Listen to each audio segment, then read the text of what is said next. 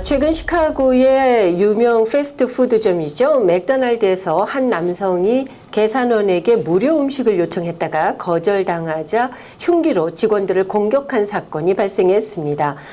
다운타운 지역 혹은 또 남서부 지역의 이 맥도날드에서 유독 범죄 사건이 자주 발생하고 있는데요. 글쎄요, 이유가 있는 걸까요? 자세한 소식 유정임 기자를 모시고 듣도록 하겠습니다. 안녕하세요. 네, 안녕하세요.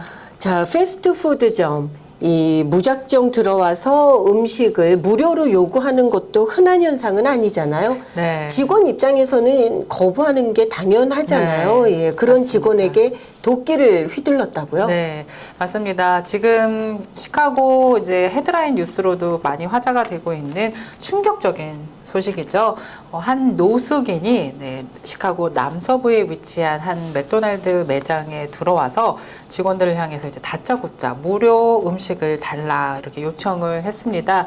그런데 직원들이 이를 거부하자 주머니에서 흉기를 꺼내가지고 그 맥도날드 매장 안에 3명의 직원을 향해 흉기를 휘둘렀는데요. 알고 봤더니 그 흉기는 도끼로 조사가 됐습니다. 그렇습니까? 네. 그래서 3명이 공격을 당해서 병원으로 바로 이송이 됐는데 그중에 한 명은 현재 매우 위독한 상태로 조사가 됐습니다.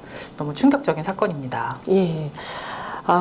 그런데 사건 발생 시간이 뭐 밤늦은 시간이 아니었어요. 이번 사건은 네. 오전 8시 30분경이라고 알려지고 맞습니다. 있거든요. 네네. 때문에 그 사건 소식을 접한 사람들의 충격이 더 컸을 수도 있는데요. 이 맥도날드 하면 뭐 세계적인 프랜차이즈 아니겠습니까? 네. 그런데 뭐 프랜차이즈 하면은 여러 개가 있어요. 또 수없이 많은 곳이 미국인데 네. 지금 사건 소식이 들리는 곳은 유독 맥도날드가 좀 많은 것 같기도 하거든요. 네. 특별한 이유가 있어요? 네. 여러분들도 아시다시피 이제 맥도날드는 저렴한 가격으로도 또 유명하잖아요. 그리고 그렇죠. 시니어들에게는 $1짜리 커피 또는 이제 저렴한 가격으로 제공되는 음식들이 많다 보니까 또 많은 사람들이 찾는 이유 중에 하나이기도 한데요. 또 이 저렴한 가격 탓인지는 모르겠지만 노숙자들의 쉼터, 노인들의 쉼터로도 유명한 곳이기도 합니다. 바로 이런 점들이 다른 패스트푸드 매장에 비해 유독 해당 브랜드 매장에서 범죄가 발생하는 이유로 꼽히고 있는 것도 사실입니다. 또 일부 매장은 24시간을 운영하는 매장들이 곳곳에 좀 그렇죠. 많잖아요. 네, 그렇다 보니까 24시간 그곳에서 이제 쉬고 또 어떤 분들은 또 잠을 자기도 하는데 이 매장 안에서 실제로 일어나는 일들 가운데 주로 패싸움, 또 이 패싸움이 더 심각하게는 총격 싸움으로까지 이어지는 사건들이 실제로 일어난 바 있습니다. 노숙자와 약물 중독자들의 크고 작은 문제가 발생하고요. 실제로 크리스 캠친스킨 맥도날드 사장은요, 이런 탓에 사업 환경이 너무나 어렵다고 호소를 한 적도 있습니다.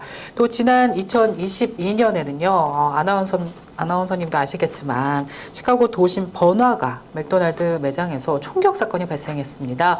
그래서 그 사고로 3명이 사망을 하고 7명이 크게 다치는 너무나도 잔인하고 또 무서웠던 총격 사건이었죠. 예, 당시 네. 저도 그 현장을 본 적이 있거든요. 네. 맥도날드 앞에 바리케이트가 쳐 있어서 네. 무슨 일인가 했더니 좀 지난 일이긴 하지만 네. 여러 가지 조사를 위해서 계속 클로즈한 상태에서 바리케이트를 쳐놨다고 하더라고요. 네.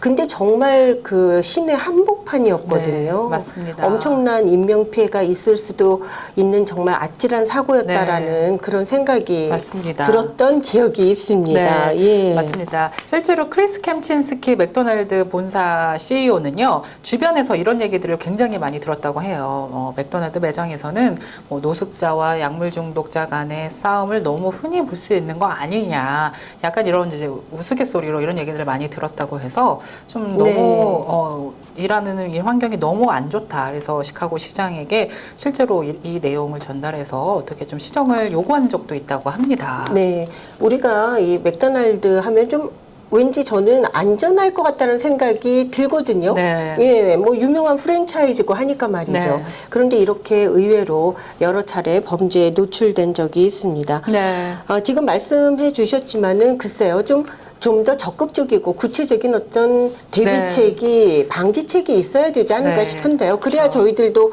다운타운이나 또 그 이외의 지역에 갔을 때 안심하게 네. 이런 프랜차이즈점을 찾을 거 아니에요. 맞습니다. 네. 시 당국에서는 경찰 인력을 늘리고 보안을 강화한다는 조치를 내놓기도 했습니다. 하지만 시카고 경찰이 내놓은 범죄 리포트에 따르면요, 작년에 시카고의 폭력 범죄가 10년 만에 가장 높은 수준으로 증가를 했고요. 체포율은 반면에 감소했습니다. 강도와 차량 도난은 작년에 모두 30% 이상 증가한 것으로 조사됐고요. 2023년 살인은 전년 대비 14% 감소해서 총 625명이 사망을 했습니다. 10년 전보다 여전히 50%가 더 많은 수치로 기록이 됐습니다. 또 전반적으로 도시의 폭력 범죄는 11.5% 증가했지만 강도와 폭행 건수는 우려스럽게도 급증한 것으로 조사됐습니다. 다만 저희가 이제 시카고에 살고 있는 한 시민으로서 불행 중 다행이라고 해야 할까요? 비슷한 규모의 대도시 가운데 비교를 했을 경우 시카고시가 범죄율이 그나마 좀 낮다. 네. 네. 이 점이 조금 위로할 만한 사항이 아닐까 싶어요. 네.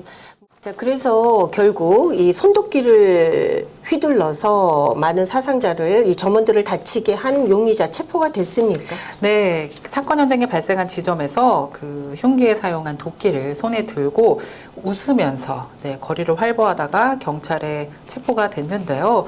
체포 당시 경찰이 이런 말을 하더라고요. 좀 뭔가 좀 정신적으로 좀 이상해 네. 보였다 해서 이제 정신감정 의뢰를 한 상태라고 하는데요. 아직 결과는 나와봐야 알 것 같습니다.